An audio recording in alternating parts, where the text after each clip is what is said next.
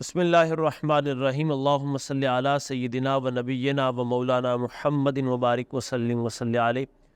احباب محبت، آج ہمارے بھائی محبت کرنے والے انہوں نے ملتان شریف سے رابطہ کیا تو انہوں نے بتایا کہ میں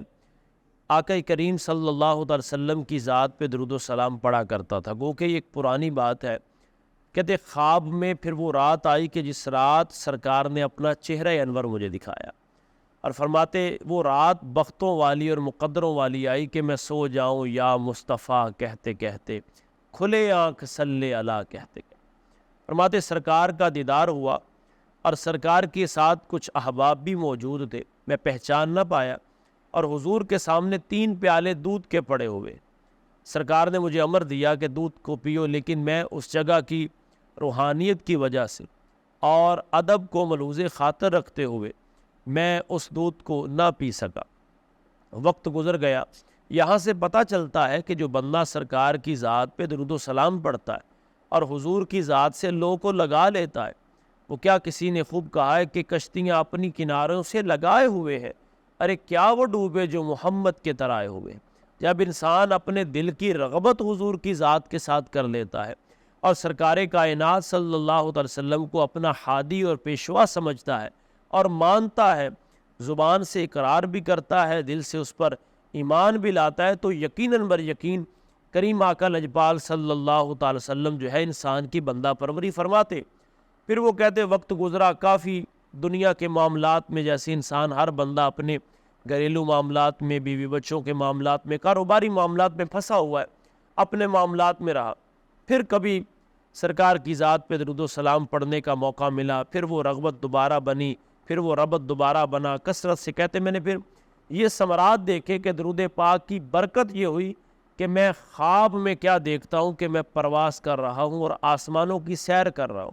یہ درود پاک کی برکتیں ہیں، یہ فضیلت ہے درود پاک کی کہ انسان کے مقدر کو زمین سے اٹھا کر اوج ثریا پر لے جاتا ہے سرکار کی ذات پہ پڑھے جانے والا درود و سلام۔ فرماتے میں پھر حضور کی ذات پہ درود و سلام پڑھنا شروع کیا تو آسمانوں کی بلندیوں میں پرواز کر رہا ہوں۔ اچانک پھر اس پرواز میں کمی آ گئی، یعنی پھر دنیا کی رغبت غالب آ گئی، جیسے انسان ہے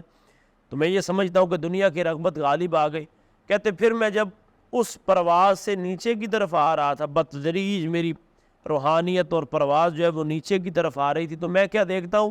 کہ ایک باریش بزرگ، بڑا نوری چہرہ، پر رونق چہرہ، باوقار چہرہ، وجاہت سے بھرا ہوا چہرہ۔ فرماتے وہ میرے سامنے آیا تو انہوں نے کہا کہ کوئی دکھ اور پریشانی ہو، مصیبت ہو، تکلیف آ جائے، کسی قسم کی پریشانی ہو تو تم آقا کریم صلی اللہ علیہ وسلم کی ذات پہ درود و سلام پڑھا کرو اور کہا کرو صلی اللہ علیہ وآلہ وسلم۔ صرف اتنا درود،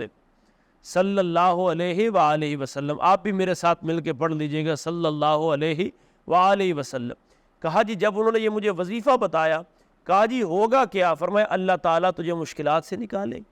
اس درود پاک کی برکت سے۔ کہتے میں نے کہا کہ اتنے خوب روح ہیں آپ، اتنے خوبصورت ہیں، آپ کا نورانی چہرہ، آپ کے لباس نورانی ہے، آپ کے ہونٹ نورانی ہے، اور آپ کا وجود نورانی ہے، اور آپ کی داڑھی سے نور ٹپک رہا ہے،